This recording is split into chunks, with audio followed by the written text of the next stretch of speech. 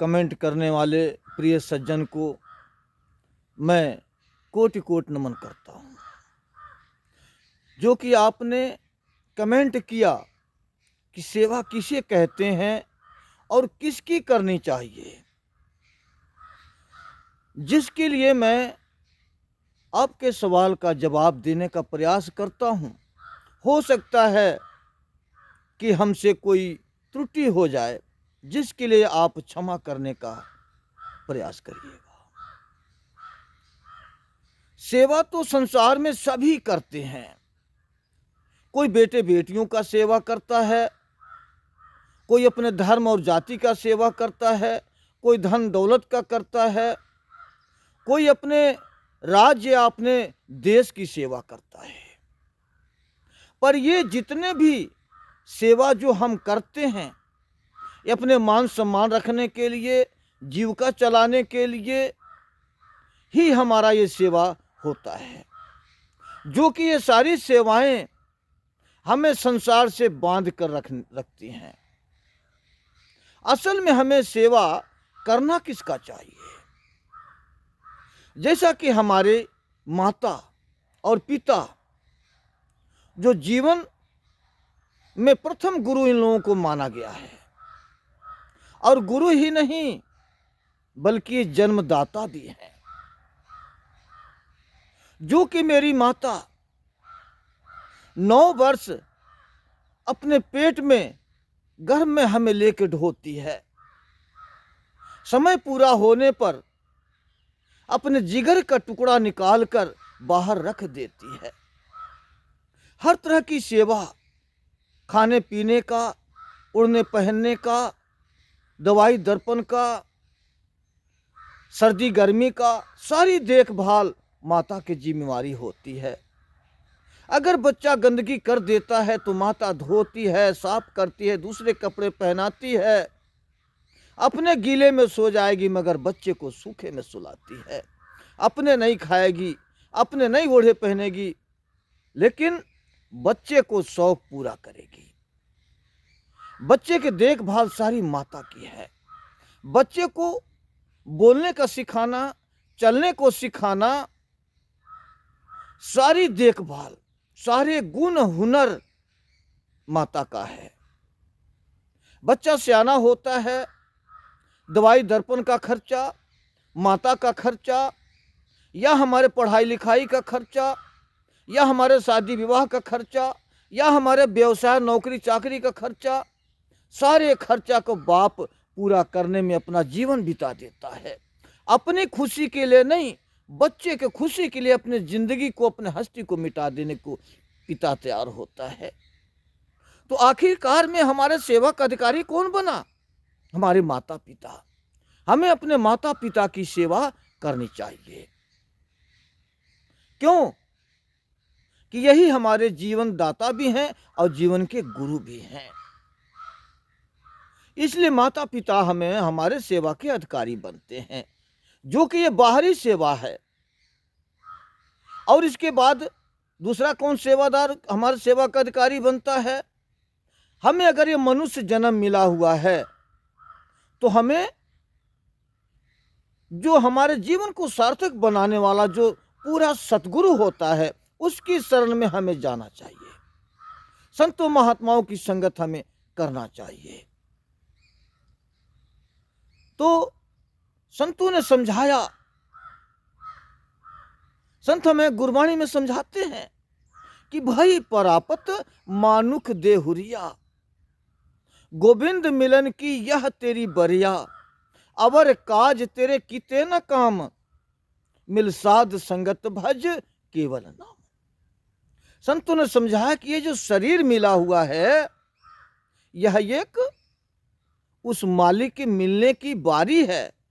इसी शरीर में आत्मा बैठकर इस शरीर को उस परमात्मा के मिलने का यंत्र बनाकर और परमात्मा को प्राप्त कर सकती है। इस शरीर मिलने का दूसरा और कोई उद्देश्य नहीं है। अगर कोई उद्देश्य है तो संतों से मिलाप करना और संतों को दिया हुआ ज्ञान नाम की कमाई करना, और अपने आप को उस नाम में अभेद हो जाना, यही इंसानी जामा का मिलने का मकसद है। तो हम जब सतगुरु के शरण में जाते हैं, जो सतगुरु के संतों की जो शिष्य हैं, जो उनकी संगत है, हमें संगतों की सेवा करनी चाहिए, सतगुरु के बताए हुए हुक्म का पालन करना चाहिए। तो हम संगत की सेवा करने के लिए तन की सेवा करते हैं। तन की सेवा करने से हमारा तन निर्मल हो जाता है और हमारे अंदर नम्रता पैदा होता है।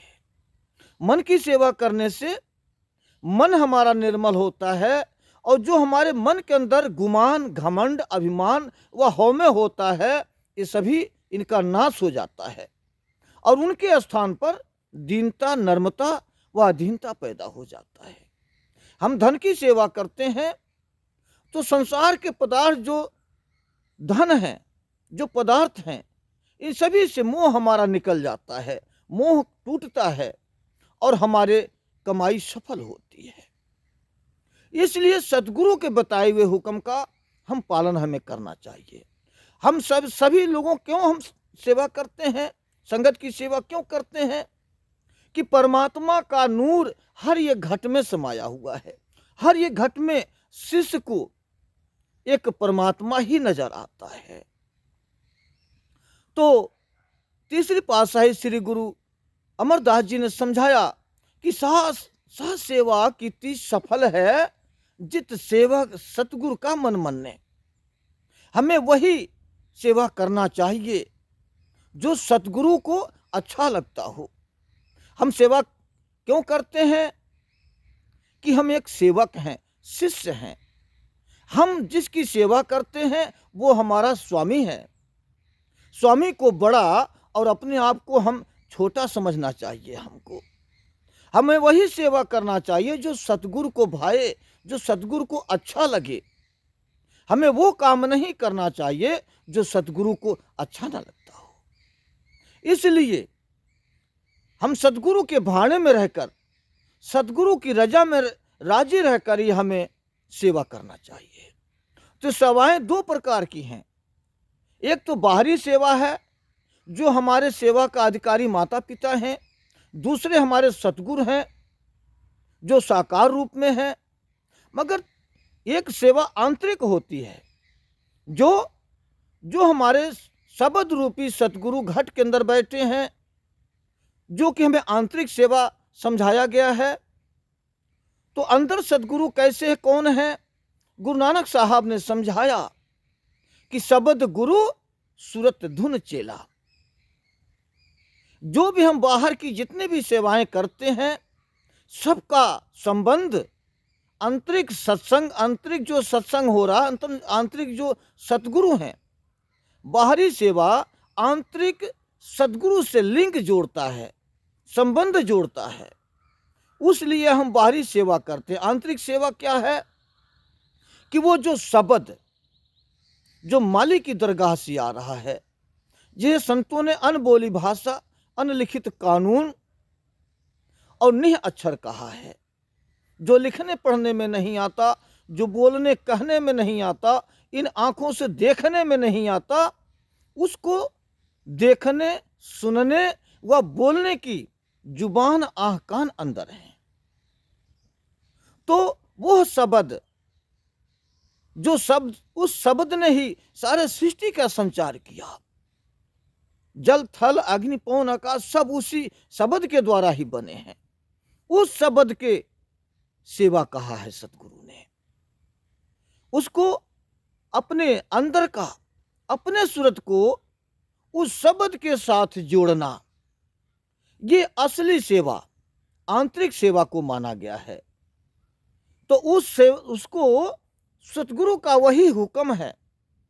हुक्म जो करते हैं सतगुरु, वो सोच समझ कर करते हैं और वो हमें सेवा करनी चाहिए।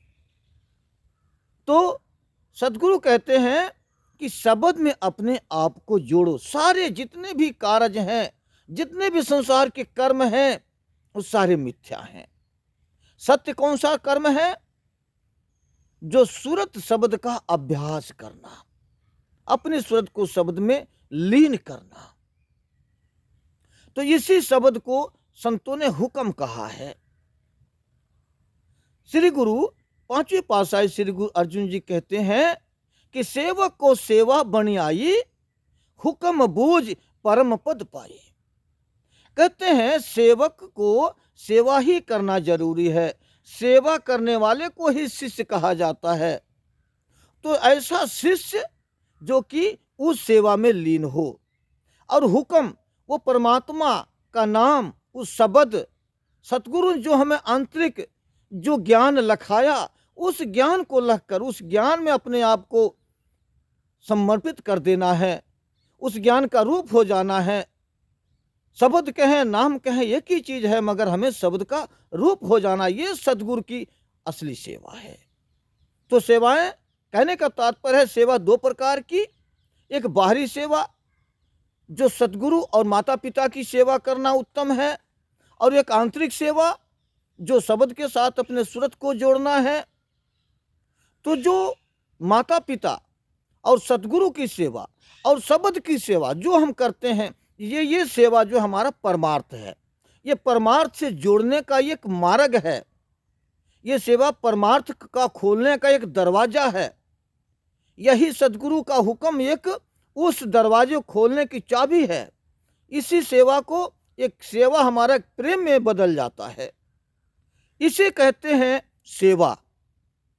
सेवा कहते हैं सतगुरु की राजी में, रजा में राजी रहना। और किसकी करनी है? माता पिता, सतगुरु, आंतरिक और बाहरी दोनों सतगुरु को, साकार रूप और निराकार रूप सतगुरु को सेवा करना हमारे जीवन का एक सार्थक है, जीवन की सफलता है। इसलिए हमें सतगुरु की सेवा करना, हुक्म में रह करके ही अपने जीवन के व्यतीत करना, ये हमारे जीवन का एक सार है। और वीडियो को लाइक और सब्सक्राइब करना मत भूलें। जी धन्यवाद।